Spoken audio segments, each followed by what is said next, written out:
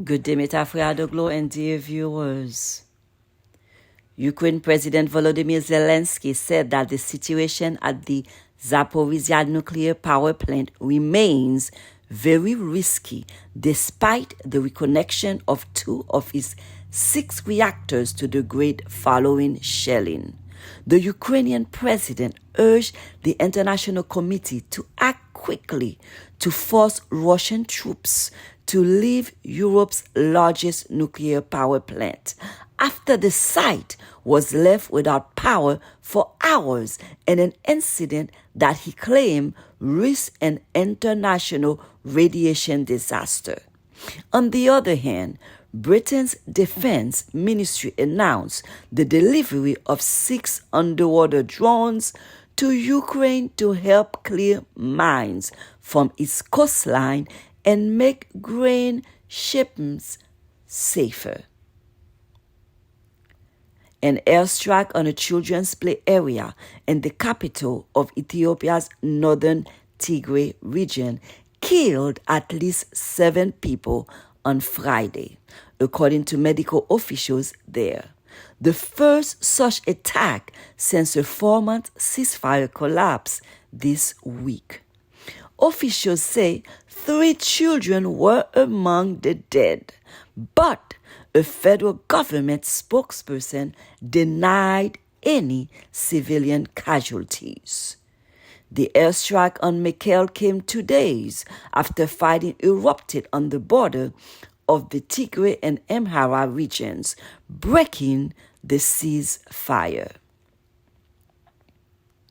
A frustrated Donald Trump supporter was sentenced to 46 months in prison on Friday for assaulting law enforcement officers with a Trump flag and joining a mob to use a massive Trump billboard as a battering ram when rioters stormed the United States Capitol on January 6.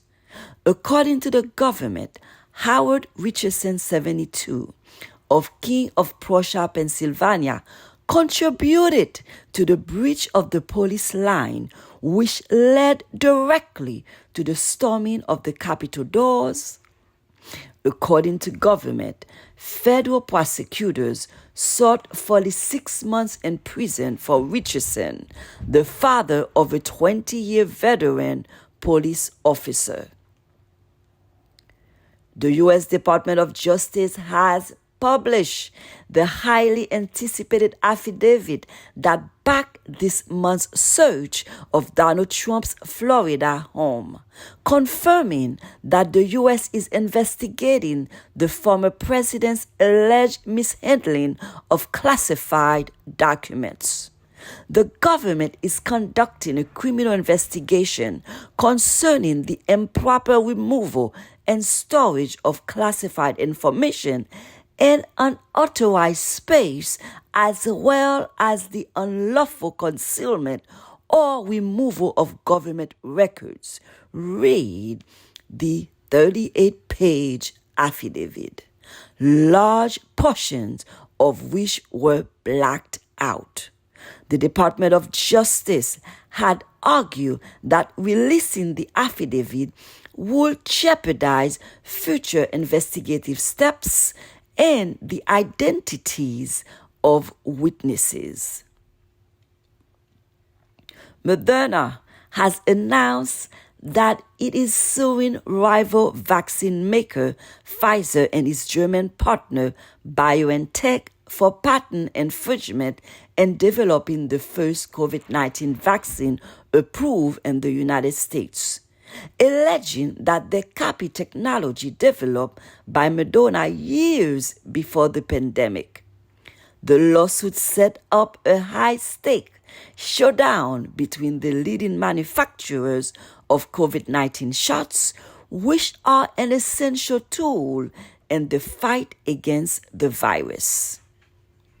Staple foods have become impossible to afford, warned UNICEF Region Director for South Asia, Mr. George Laria Adehi, on Friday, noting that severe malnutrition is already among the highest in the region, and crisis hit Sri Lanka.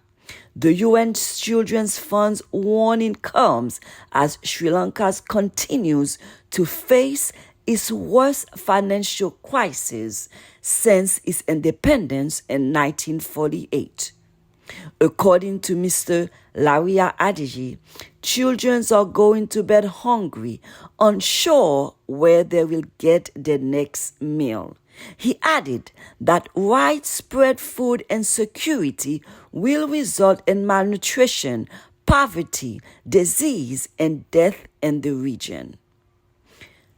According to a report released on Friday by the UN Humanitarian Coordinator Office, OCHA, heavy rains have caused unprecedented flooding in Chad, affecting more than 340,000 people living in 55,000 households, outnumbering the previous year's figures of more than 250,000. This is Florence Akano, reporting from the U.S. Thank you